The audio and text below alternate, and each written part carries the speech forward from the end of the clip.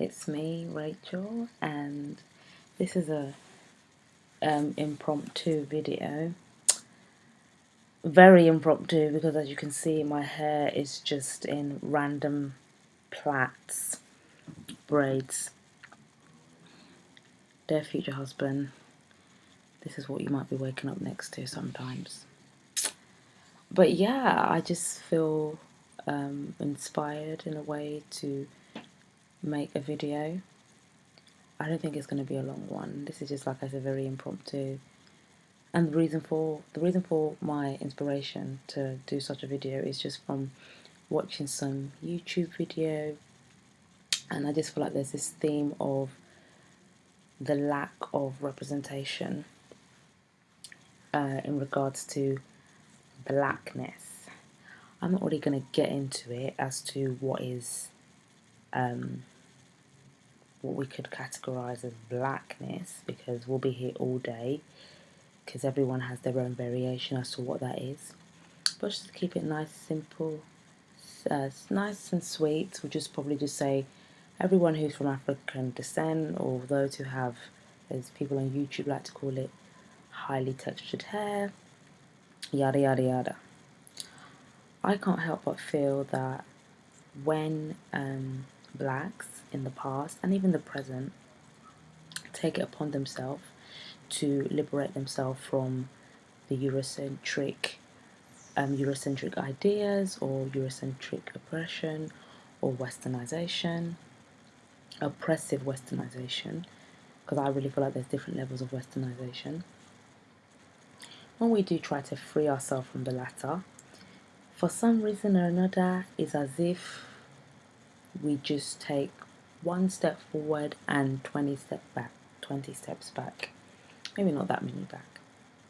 In regards to the natural hair movement, I recall when I went natural and found out about the natural hair movement, it was this really and truly liberating experience, because finally there was a platform for those who were not represented by the mainstream to express themselves. And as the years have gone by, now we only see a certain type of natural being represented. And as the lovely Julesy, I think, will associate these people that I'm talking about, is it the baby hair crew? The people that can slick their edges, because we all know with these Nigerian hedges, we are not slicking anything down unless we use a scarf and gel. Whereas some of these other people, they can just literally just put a bit of water, put a bit of gel, bish bash bosh. There we go. And it just makes you think. It just makes you think that why is it when a marginalised group of people, whether they be black or women, etc., when they do try to liberate themselves from those who are oppressing them, there's this whole massive controversy surrounding it. First and foremost, or they're not able to do so. Like going back to the early natural movement on YouTube and on the other social media platforms, it was just like this cute little, quaint little community. Everybody sharing ideas, learning from one another. There wasn't all this, and then eventually it turned into like what I will regard as something that's quite elitist in terms of elitist in the fact that people are focused on skin color, hair texture, and other things, just to divide people up.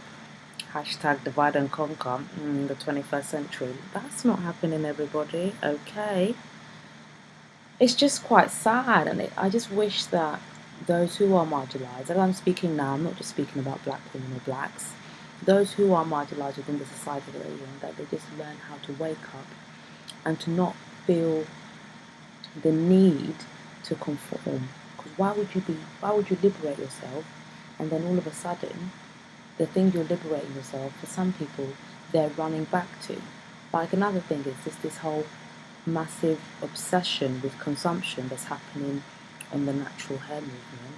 Like, everybody and their dog wants to be a sponsor. I really, really love the fact whereby people create something, when a marginalised group of people create something and they bring that money back into the community. I think that is very beneficial. But when it's going to those the big institutions, the ones that are causing the oppression, it's going back to then, that's when I feel a way about it.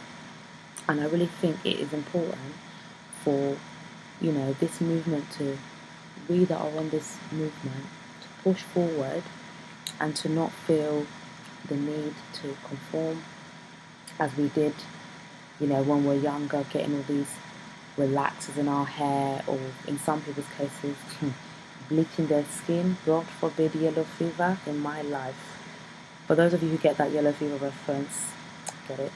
Those of you who don't, there's a song by the late great Fela Kuti called Yellow Fever. Definitely give it a listen. It's a great song.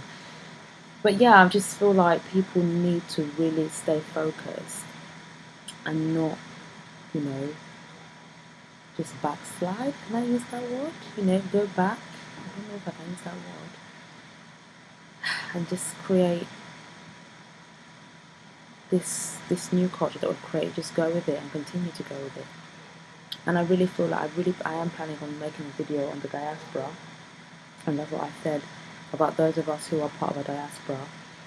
Whether it was for, you chose to leave the motherland or you were forced to leave, as opposed to just dwelling on the fact that you might not be accepted from the land you were taken from or moved from to your new land.